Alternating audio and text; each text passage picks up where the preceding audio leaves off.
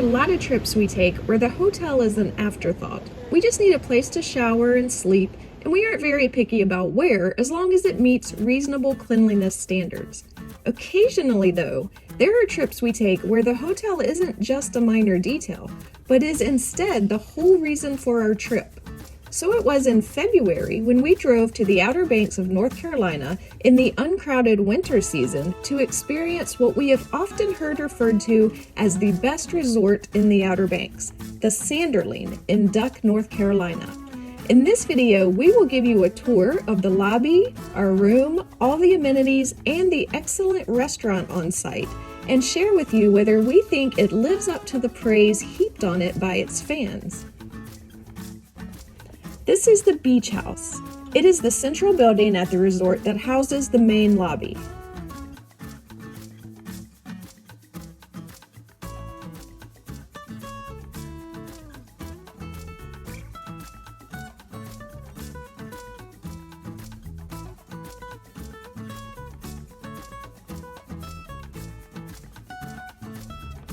As you enter the lobby, you notice there's an upstairs section, which we'll get to in a moment, but the check-in desk is down on the first floor.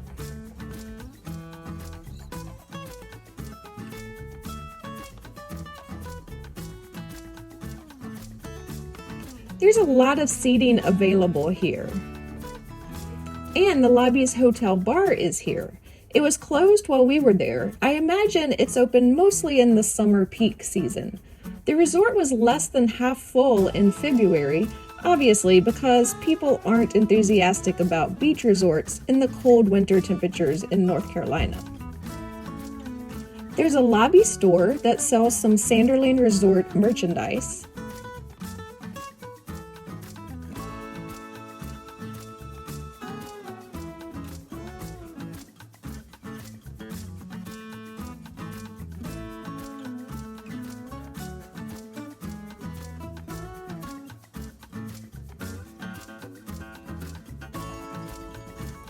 They also sell s'mores kits in the lobby for use at the resort's outdoor fire pits. Unfortunately, it was an overcast, rainy weekend when we were there, so the fire pits were never turned on. They are usually lit each night from dusk until 10 p.m. You head upstairs in the lobby, and there's this really comfortable space that we enjoyed hanging out in for a bit. There are a lot of windows at both ends of the room with great views.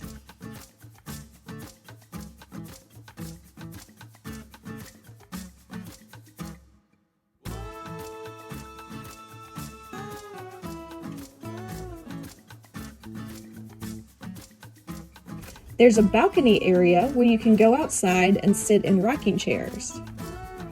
There's a fireplace, and there are bookshelves around the room with lots of books and magazines to read.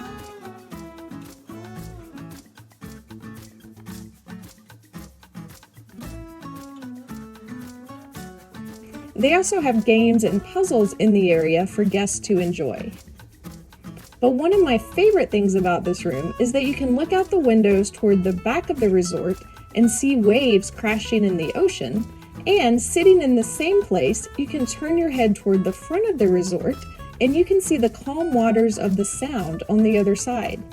The town of Duck is sitting on a peninsula near the northern end of the Outer Banks, and from this one room, you can see the water on both sides of the land. Our room was in the south wing, a building on the right-hand side of the central beach house building as you face the entrance. We went in the door of the south wing, and it had a little lobby seating area with a fireplace.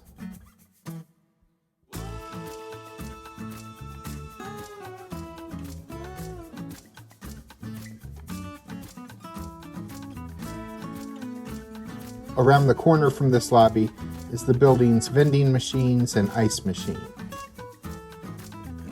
We were on the second floor, and the hallway had these alcoves along the way with seats, which is a cool touch if your wife is watching true crime documentaries and you're trying to concentrate on what you are reading and the bathroom isn't a comfortable place to hang out. Or like whatever. As you enter the room, there was a closet to the left. It had an iron and ironing board, some hanging space and a shelf, a luggage rack, and a couple of robes.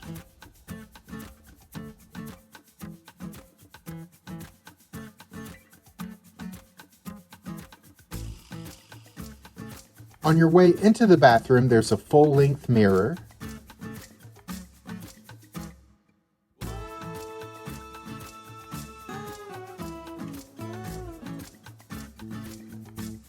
the bathroom was stocked with towels,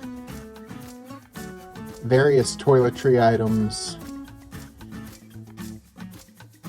They had a good number of hooks on the wall to hang towels or wet bathing suits. The room's safe was in the bathroom, too.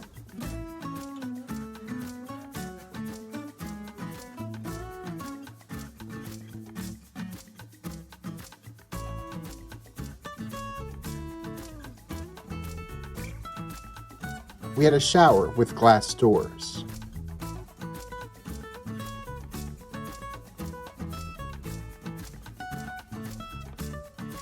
Now, into the bedroom. There's a flyer for yoga on the beach, which is held weekday mornings in the summer, at an hour I would never wake up while on vacation.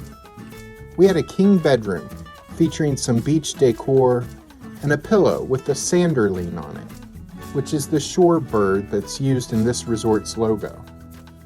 There's a chair and a bench at the foot of the bed.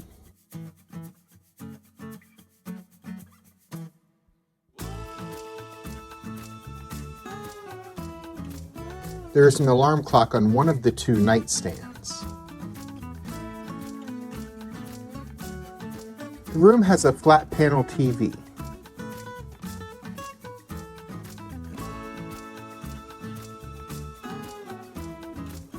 And under the TV is a mini fridge,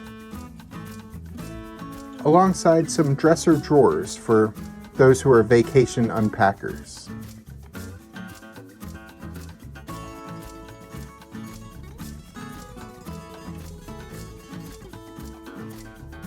There was a single cup coffee maker, and they have a little breakfast nook set up in the corner of the room with a couple of chairs.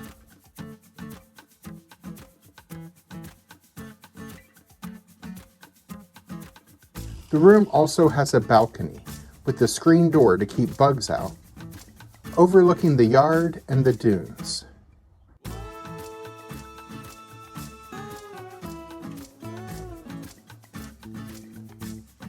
The third floor rooms would probably have a better view of the ocean, though.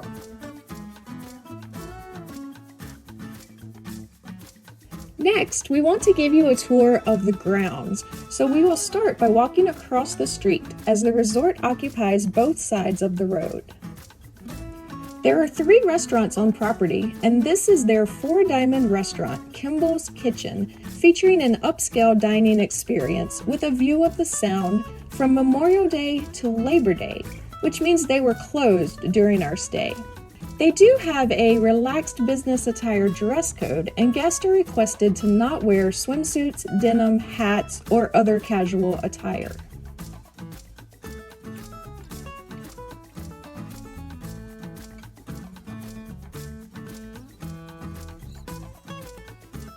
Next door, they have an event space that can be rented.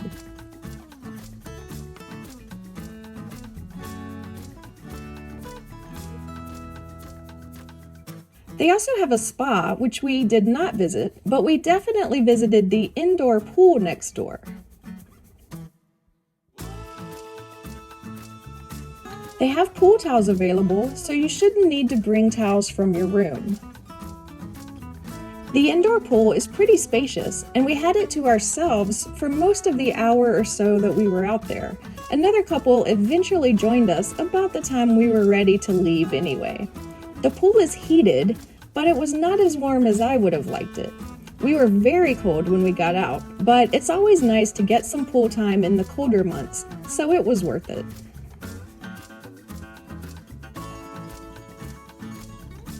Behind the indoor pool and the next door event center is a pier that takes you out over the Sound to a gazebo. And once dry, we hung out there for a bit and took in the beauty of the Outer Banks.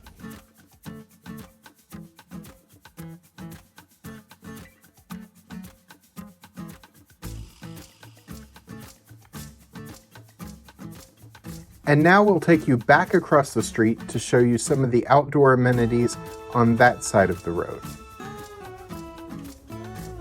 Behind the hotel is the event lawn, with stairs going up to a platform on the dune in the distance. This is the area that our balcony looked out on.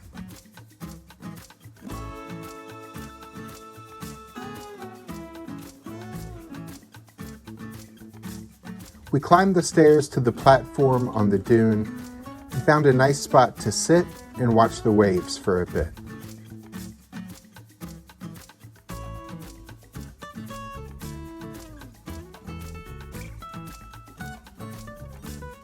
Nearby, there are some outdoor showers for rinsing the sand off, and stairs to climb over the dune and down to the beach.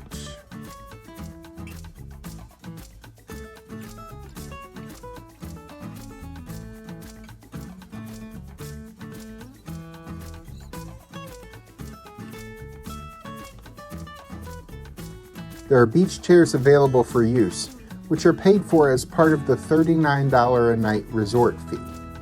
A fee that also includes beach umbrellas, beach and pool towels, parking, and internet. And it appears in the summer months, they also set out sand toys for kids to use as well.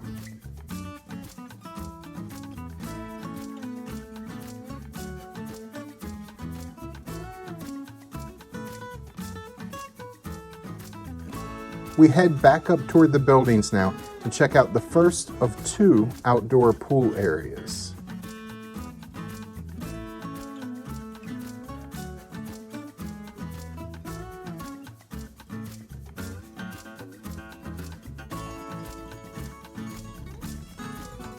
This pool looks suitable for lane swimming. There's a hot tub that looks like it could easily fit at least 10 people or so.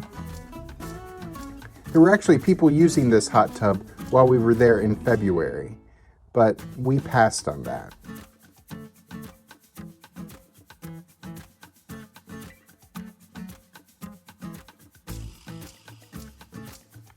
Instead of balconies, many of the ground floor rooms open right out into this activities area and feature a private fire pit just for the people staying in that room.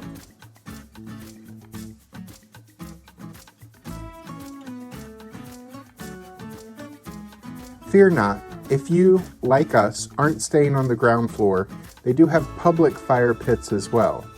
As mentioned earlier though, due to the rainy weather forecast, they didn't turn on the fire pits while we were at the resort. But they usually do turn them on in the evenings year-round, weather permitting. There's an on-site activities center that's open in the summer, run by a local business called Kitty Hawk Kites, where you can rent jet skis or kayaks or sign up for activities like surfing lessons or hang gliding or fishing.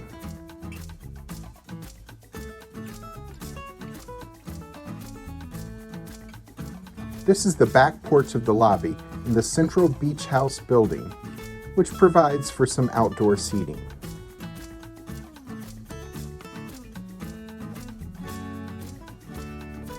Right next to that is another dining location at the resort.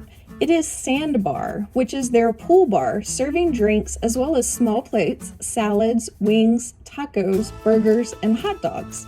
It's only open in the summer months. There was one restaurant open at the resort, and we ate there twice, so we'll share about that place with you in a moment. On the other side of Sandbar, they have a bocce ball court. They have the rules posted in case you've never played before.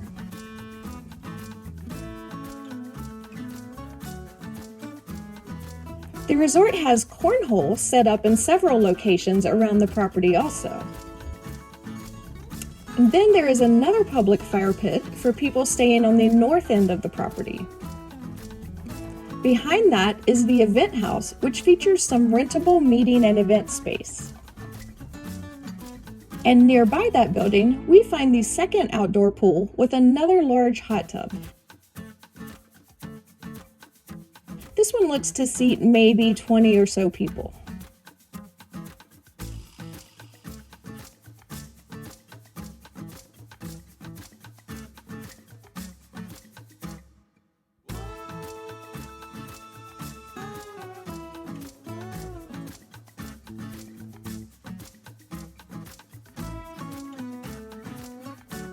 The restaurant that was open during our stay was the Life Saving Station. The building this restaurant is located in is one of the original 7 life-saving stations in North Carolina, complete with lookout tower, that was refurbished and moved to this site to become a restaurant. We have a video about the history of life-saving stations which predated the Coast Guard, and we'll post that link above right here and down in the description section of this video as well.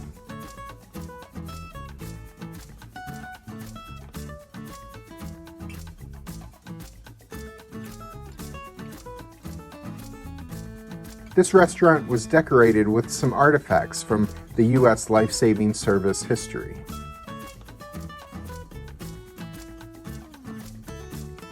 We had dinner at this restaurant one night. The restaurant has a full bar, and we ordered a couple drinks with our meal.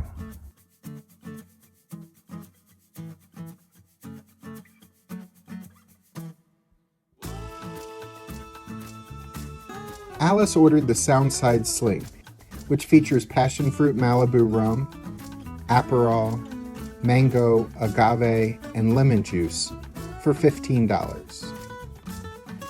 I ordered the Mai Tai, which features rum, orange curacao, and lime orgeat for $15. Our drinks were good. Here's a look at the menu. You can pause the video if you want to read it in more detail.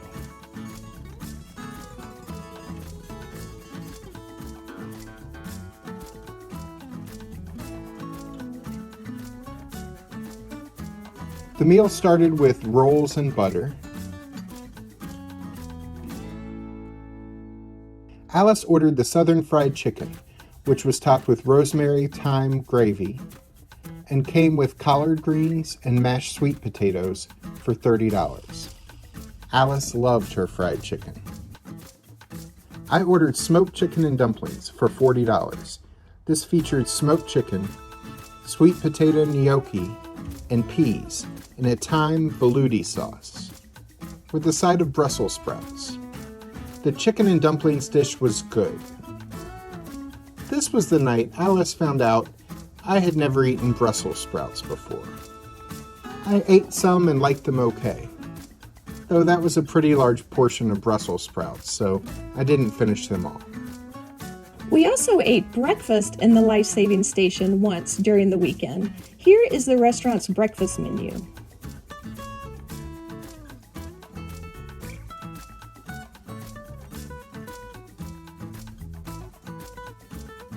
I ordered the Outer Banks breakfast, which was 2 eggs, a buttermilk biscuit, your choice of bacon or sausage, and your choice of grits or home fries for $17.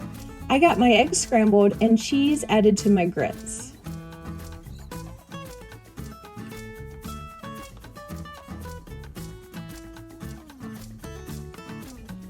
Jack ordered vanilla bean French toast for $16.